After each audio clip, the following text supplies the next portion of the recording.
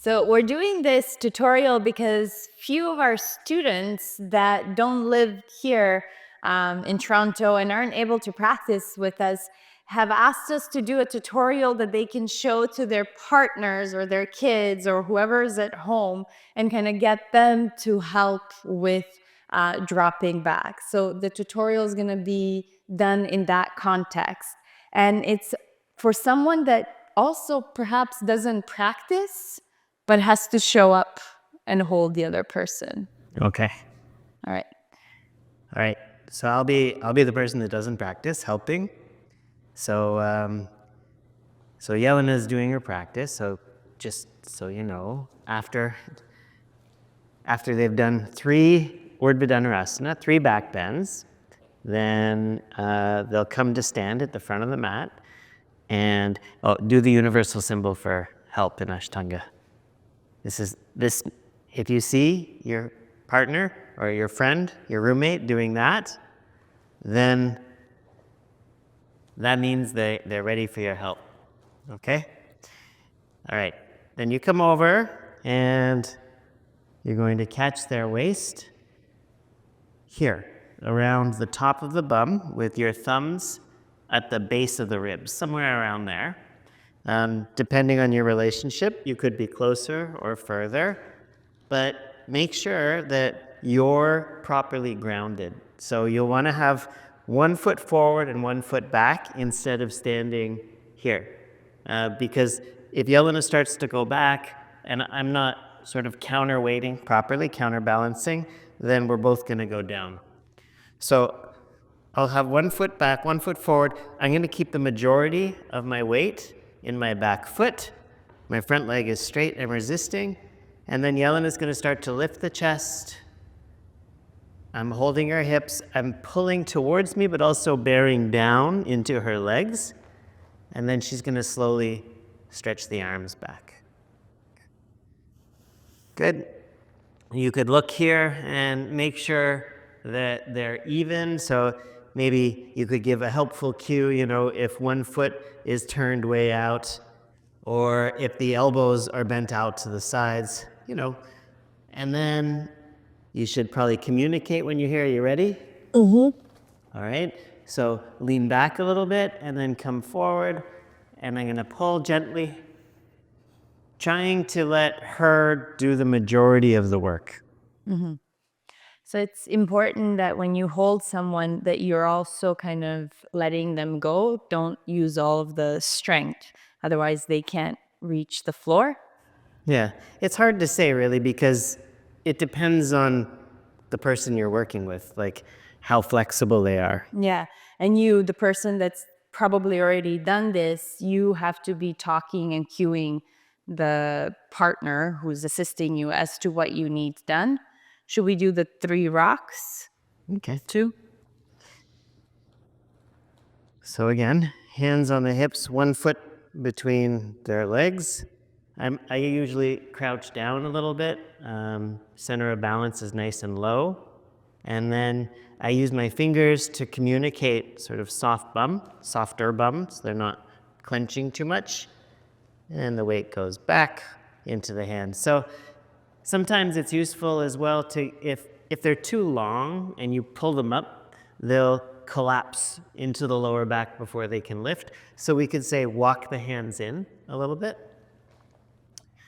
And then together, so I would just talk through this, I would say shift the weight back into your hands and then forward onto your fingers. 1, and again, 2, and then as we come forward, I'll just pull a little bit more, just enough to make sure she makes it all the way up. Right? Yeah. Okay, so those are the drop backs. After you do 3, or whatever you want, of those, we do halfbacks. So Yelena tucks her hands into her armpits. And we should say you can also do this. We just often see this starts to happen because you kind of get scared and you start to go into that position. So we do it under our armpits so that we keep the chest nice and broad. Same position with the hands. Again, fingertips at the crest of the hips and thumbs communicating lift through the back ribs. And then Yelena goes back, and I just let her weight come a little bit back into the heels and come back up. And we time it out. So this is an exhale, and then inhale up. That was 2. One more time, exhale. Communicating strong legs, but a relaxed back. Good, and then one more time. She's gonna lift the chest up, inhale, and exhale, go back. And this time she'll go all the way back again. Hands to the floor. And then, this time, walk the hands towards the feet as close as you can. So take your time when you're doing this. Partner, you just keep trying to communicate to them, relaxing the glutes a little bit, keeping the legs strong, listen for their breathing. If they're holding their breath, say something useful like, breathe. Good, ready? Mm-hmm. Okay, and then again, 1, 2, and 3. We come up. Good. And that's it. All right. And then usually it's good form to give them a little squish. Squishes, if you don't know, they're not really called squishes, but it's a forward bend assist. Yeah. This forward bend assist doesn't happen when you're doing Paschimottanasana in the primary series. It happens after your back bend, and the forward bend after the back bend is done as a counterpose, right? To release the work of the back bend. So the squish is a way to facilitate that. Yeah. Traditionally, and I'll show you on David, traditionally the way our teacher would do it, it's quite fast. It's like maybe 15 seconds in total, not even. But at our shala, we do something a little bit longer where we really try to counter the depth of the back bend and really get the muscles to relax a little bit more because, after we're done our practice, then you got to run to work, go pick up your kids, clean the house, walk the dogs, whatever. The life goes on. So the idea is to help you kind of come out of the depth of a back bend. Yeah, if you're a studio owner, Mysore is a hard thing to run at your studio, so this is a way to keep students. Yeah. All right, let's just get to it really fast. Okay, so this time I'll demo. Yelena will teach. I just like to point out how smart David is, that this is the one thing he's going to demo now. After a day of filming, this is what he does. Maybe Connie can help you a little bit. Connie's like, nope. All right, so. Connie inappropriately stuck his paw down my shorts. Connie, not cool. So as David was saying, this is done after the back bend. So here, we're not actually concerned about finding any kind of length through our back or trying to lengthen forward. We actually want to allow the back to curve. And sometimes it takes a while for people to even come into this position after they've done their deepest version of a back bend. So make sure to never push on them. Just let them kind of release and soften into it on their own.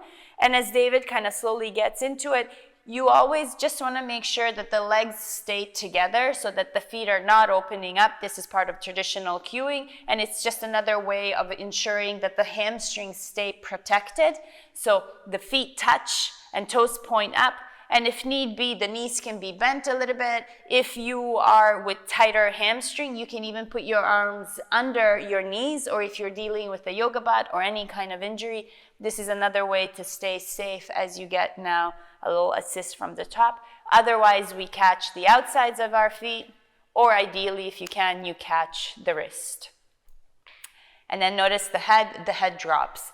So here, if they're wearing a shirt, you can pull the shirt, you can throw a towel on them, and this is what we do really quick. So David's staying in a posterior tilt. I don't want to take him out of the posterior tilt, and I'm not actually going to push him forward at any point. All my pressure is coming down as a way to ground him, and the way I start is I place my hands here on the lower back, and I slowly tip my weight forward by bringing my knees onto the outside of David's hips. So I'm pressing really hard on the glutes. So the force is squeezing in and then down. I'm not trying to roll David forward. So squeeze and down, and then my hands are here. And this feels really nice for the person getting the assist or getting the squish. And then I'm gonna move nice and slow. And notice that my arms are straight and I'm applying basically all my weight is on David. The more weight, the better. And then as you move, just make sure you're not moving too fast because that's not going to be calming for them. You can move your knees. So the knees can be anywhere down here as long as you don't feel any bone. So just avoid putting your knee against their hips or the bony part of the hips. And then you move forward. That little sound, that's Connie walking around the room because he's not interested in this. And then from here, I can move my knees and place them. So here's David's bottom ribs. I can just place the knees in between. So I'm not, again, it's not bone on bone. I'm just on the muscle. And notice that even with my hands as well as my knees, I'm not going on the spine. Stay off the spine and just stay to the side.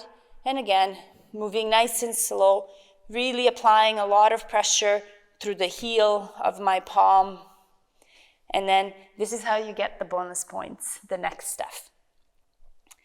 If you see that their trapezius are kind of hiked up, and it's common because people have worked really hard in a pose just before this, so we kind of carry on with that tension, just the gentle tap to get them to completely release and relax. And then here is what you can do.